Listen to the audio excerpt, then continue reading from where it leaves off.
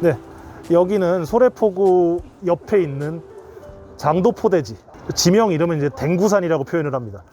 소래포구 하면 유명한 그 협수로 옆에 이제 그 조선시대 때 이제 해안 방어를 위해서 지은 포대가 남아있는 지점이고요. 사격을 하기 위해서는 그 지점을 잘 잡아야 되잖아요. 지형상의 그 굉장히 요충지에 딱 목을 딱 잡아놓고 이양선을 기다리고 있었던 그런 지점이죠. 그러니까 포대 지었던 시점이 1879년인가 그렇더라고요. 이미 부산은 개항한 그 시점이네요. 그러니까 그때 방어를 여기 했다는 거는 이제 서울로 들어오는 어떤 여러 길목을 잡고 목진지 비슷하게 진지 구축을 해놓은 그런 느낌의 지점인 거죠. 그리고 바로 이 지점 뒤로 37년도에 철도가 들어옵니다. 37년도부터 90년대 초반까지 협계철도가 운행하던 그런 지점이고요. 최근까지 이제 이쪽 철교만 있었다면은 2012년도에 수인선을 새로 개통하면서 신철도와 구철도가 이제 크로스하는 그런 장면을 보시고 계십니다. 옛날 수인선, 그리고 현재의 수인선, 그리고 물길, 뭐랄까 세 가지 흐름들이 이렇게 한꺼번에 엮여서 흐르는 어떤 흐름들이 모여가지고 지금 소래포구라는 그 특이한 장소를 만들어냈는지를 확인할 수 있는 그런 지점이 된다고 생각을 하고요. 그리고 이제 여기가 이런 의미도 있어요. 여기서 이제 인천이 끝나고 경기도로 넘어가는 그런 지점이 되는 거죠. 그래서 수인선도 그렇고 소래포구도 그렇고 뭔가 이게 서울의 관점에서 봤을 때뿐만 아니라 우리 인천의 관점에서 봤을 때도 굉장히 멀리 있는 그런 어떤 변두리의 지점이거든요. 그리고 증기기관차도 굉장히 늦게까지 다녔던 그런 지점이고 구석진 지점이어가지고 오랫동안 그 변하지 않았던 것에 변화가 갑자기 확 들어오는 그런 느낌도 확 드는 것 같아요. 구철교 같은 경우는 굉장히 그 높이도 낮고 그 폭도 좁고 그 휴먼 스케일에 딱 맞는 구조물이라면은 수인선 철교 같은 경우는 훨씬 더 규모가 장대하고 2배 정도 이상 높잖아요. 그래서 뭔가 이게 미적인 느낌도 이게 확 다르게 다가오는 겁니다. 이런 지점도 있죠. 이게 소래철교 같은 경우는 정말 이제 오래전에 오셨던 분들 같은 경우는 이제 침목만 놓여져 있던 노면이 제대로 구축되지 않은 그런 이상한 허술한 다리 시절에도 굉장히 사람들이 많이 걸어 다녔던 데인 거고요. 그에 반해서 이제 수인선 철교 같은 경우는 정말 이제 일반인이 들어갈 수 없는 그런 딱 철도의 규칙만 담겨져 있고 굴러가는 그런 어떤 비밀스러운 공간이 되어 있죠. 그 현대적인 철도랑 그리고 이제 그 아예 정말 그 사람들에게 훨씬 더 가까이 있던 그런 철도 사이에 대조가 또 이루어지는 그런 느낌일 것 같아요.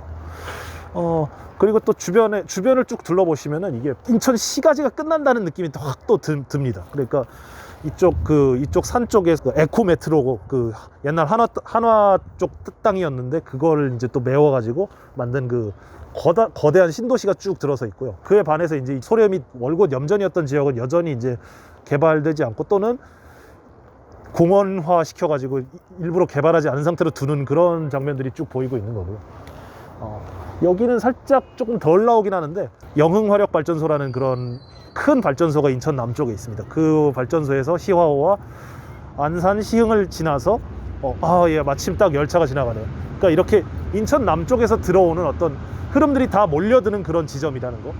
그리고 그 가운데 철도가 있고 그 바로 옆으로도 영동고속도로도 바로 지나가고요. 그리고 마침 그 34만 5천 볼트짜리 전력선도 이렇게 인천으로 들어오고요. 물도 같이 들어오고 많은 것들이 정말 인천으로 들어오는 그런 지점인데 굉장히 오랫동안 관리되지 않고 지금도 사실은 여러 군데 갯골 주변에 어떤 그 축대 같은 것들은 여전히 한 수십 년 전에 진짜 외정 때 지었을 수도 있는 그런 축대들이 계속 남아있는 부분이고요. 인천의 계면이랄까?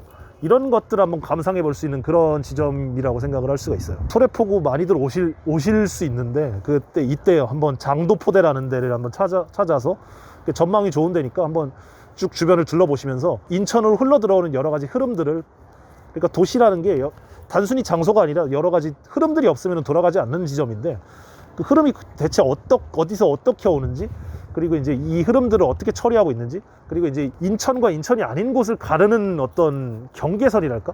이런 것들은 어떻게 처리가 되고 있는지, 이 경계와 흐름과 그 경계를 넘어가는 것, 이런 것들에 대해서 한번 생각해 보시기에 좋은 장소라고 이렇게 말씀드리고 싶습니다. 이상입니다. 마지막 답사처로서 협계 증기 기관차, 그 수인선에서 실제로 운행하던 친구가 저기 고물로 처리되기 전에 이제 건져온 친구인 걸로 알고 있습니다. 이게 아무튼 이제 78년도까지 수인선 본선을 달리던 친구고요. 그 78년도라는 게 이제 철도사를 아시면은 이제 꽤 늦게라는 걸 알 수 있는 건데요. 그러니까 한국철도에서 이제 65년도 정도까지 증기 기관차가 경부선에서 달렸을 거고, 그 이후에는 이제 다 디젤 기관차나 아니면 중앙선 같은 경우는 전철이 다녔거든요. 근데 이제 이렇게 10여 년 이상 증기 기관차가 더 오랫동안 다녔다는 게 그 수인선 자체가 어떤 노선인지 다시 한번 보여주는 성격인 거죠. 그러니까 말씀드렸다시피 수인선이라는 게 굉장히 어떤 인천의 구석진 곳이고 버리기 아까워가지고 결국 쓴 건데, 이런 노선들이, 이런 열차가 계속해서 오랫동안 다녔다는 거는 이렇게 설명할 수 있을 것 같아요. 그러니까 언어학이나 이런 데서 산악지역 같은 데서 굉장히 오랫동안 고어들이, 그러니까 고립된 지역일수록 오래된 단어들이 많이 남는다고 이야기들 하거든요. 그러니까 기술사에서도 똑같은 모습이 발견될 수 있는 거죠. 수인선 같은 경우 새로 협교 차량을 뽑는 것도 굉장히 어려우니까, 다른 노선에서는 10년 전에 운행이 중단됐던 협계 증기기관차가 이게 계속해서 쓰였던 그런 모습을 확인할 수 있는 것이죠. 그리고 이제 제일 뒤에 있는 거는 그 석탄을 싣는 그 부분일 거고, 저쪽이 이제 보일러일 겁니다. 그리고 이제 여기서 화부가 이제 석탄을 퍼가지고 이제 그 석탄을 집어넣는 그런 인력이 대단히 많이 들어가는 그런, 삽으로 퍼서 진짜 집어넣으니까 그 허리 나가는 일이 전형적으로 딱 허리 나가버리는 그런 일인 거죠.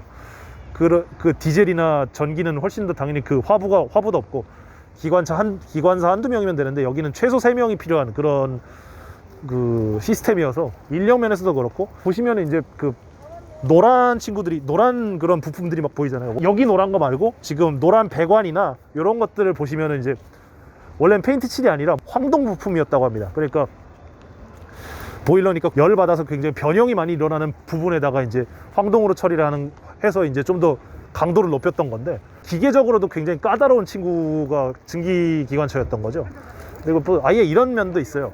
가령 이제 송도역에서, 그러니까 급수탑을 한번 확인할 수가 있었는데, 그 급수탑에서 대량의 그 액체물이 있어야 굴러가는 건데, 우리 잘 아시다시피 한국의 겨울은 굉장히 춥지 않습니까? 그래서 이제 그 물을, 겨울에 열차를 굴리려면 이제 급수탑이 얼어있는 얼음을 녹여서 이제 운행을 해야 되는 그런 애로사항까지 있었다고 해요.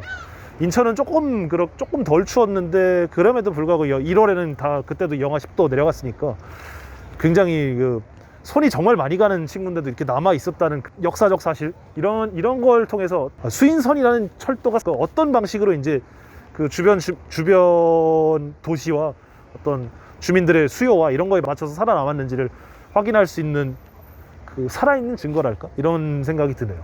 수인선 자체가 가지고 있는 어떤 의미, 그러니까 뭔가 여기에 한번 주목해 보시라는 게 이번 답사의 어떤 의도였던 거고요.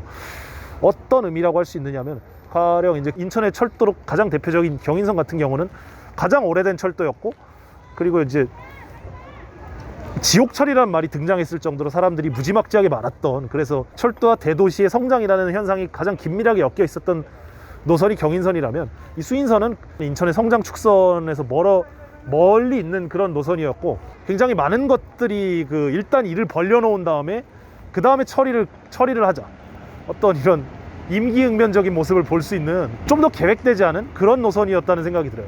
그래서 어떤 좀 더 인천의 어떤 생생한 모습을 볼 수 있달까? 그런 생각이 수인선을 볼 때마다 꼭 듭니다. 그러니까 그럼에도 불구하고 또 이 새로운 노선이 들어서면서 또 사람들이 이렇게 주변에 계속해서 또 늘어나는 모습도 같이 볼 수 있는 거고요.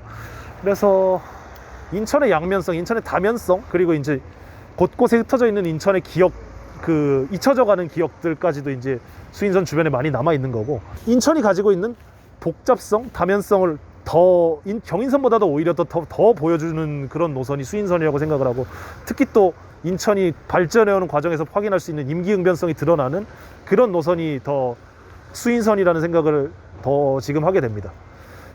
지금 이상으로 수인선 답사 소개를 더 마치겠습니다. 전현우였습니다. 감사합니다.